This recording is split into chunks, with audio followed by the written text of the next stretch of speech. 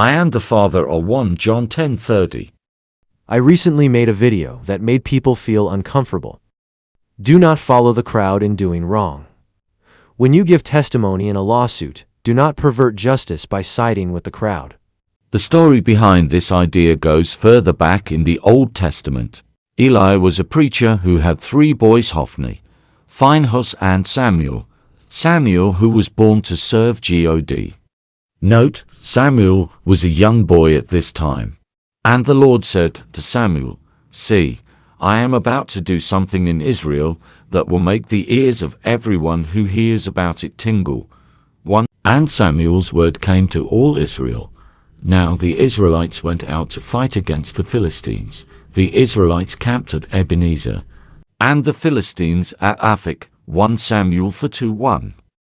When the soldiers returned to camp, the elders of Israel asked, "Why did the Lord bring defeat on us today before the Philistines? Let us bring the ark of the Lord's covenant from Shiloh, so that he may go with us and save us from the hand of our enemies." I Samuel 4-3. When the ark of the Lord's covenant came into the camp, all Israel raised such a great shout that the ground shook. 1 Samuel 4-5. Hearing the uproar, the Philistines asked, "What's all this shouting in the Hebrew camp?" When they learned that the ark of the Lord had come into the camp, the Philistines were afraid. "A god has come into the camp." They said, "Oh no, nothing like this has happened before." 1 Samuel 4:2-7. We're doomed. Who will deliver us from the hand of these mighty gods? They are the gods who struck the Egyptians with all kinds of plagues in the wilderness. So the Philistines fought, and the Israelites were defeated, and every man fled to his tent. The slaughter was very great. Israel lost 30,000 foot soldiers. 1 Samuel 4:10. The ark of God was captured, and Eli's 2 sons, Hophni and Phinehas, died. 1 Samuel 4:11. The man who brought the news replied, "Israel fled before the Philistines, and the army has suffered heavy losses. Also your 2 sons, Hophni and Phinehas, are dead, and the ark of God has been captured." When he mentioned the ark of God, Eli fell backward off his chair by the side of the gate. His neck was broken and he died, for he was an old man, and he was heavy. He had led Israel 40 years. 1 Samuel 4:18. After the Philistines had captured the ark of God, they took it from Ebenezer to Ashdod. 1 Samuel 5:1. Then they carried the ark into Dagon's temple and set it beside Dagon. 1 Samuel 5:2. When the people of Ashdod rose early the next day, there was Dagon, fallen on his face on the ground before the ark of the Lord. They took Dagon and put him back in his place. 1 Samuel 5:3. But the following morning when they rose, there was Dagon, fallen on his face on the ground before the ark of the Lord. His head and hands had been broken off and were lying on the threshold. Only his body remained. 1 Samuel 5:4. When the people of Ashdod saw what was happening, they said, "The ark of the God of Israel must not stay here with us, because his hand is heavy on us and on Dagon our God."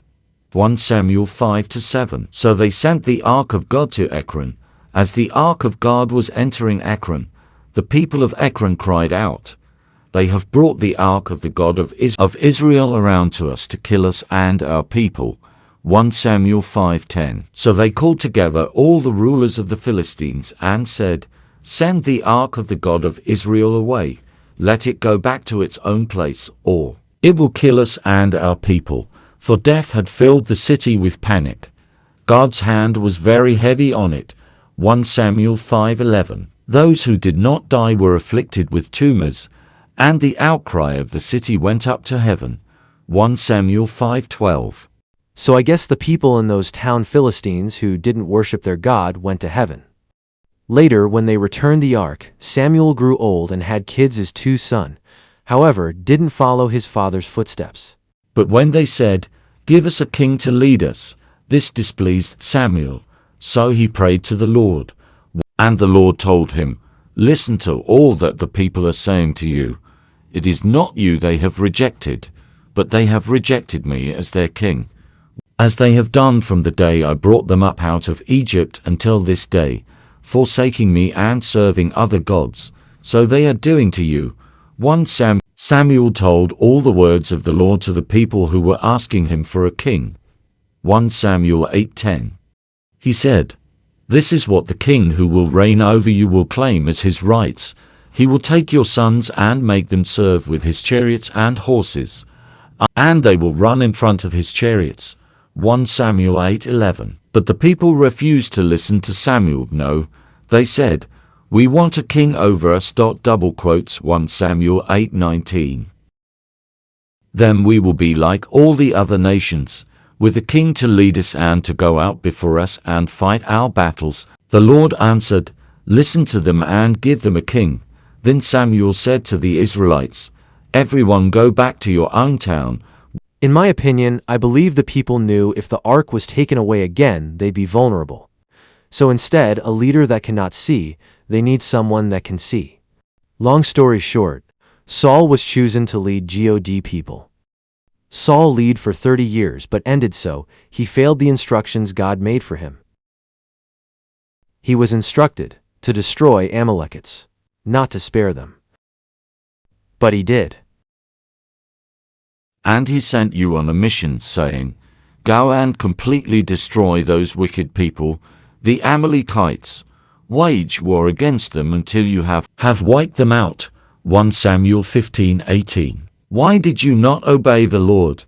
Why did you pounce on the plunder and do evil in the eyes of the Lord? But I did obey the Lord. Saul said, "I went on the mission the Lord assigned me.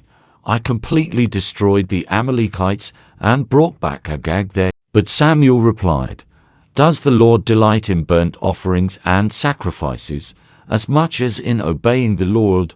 To obey is better than sacrifice, and to heed is better than the fat of rams." 1 Samuel 15:22. Now I beg you, forgive my sin and come back with me, so that I may worship the Lord. 1 Samuel 15:25.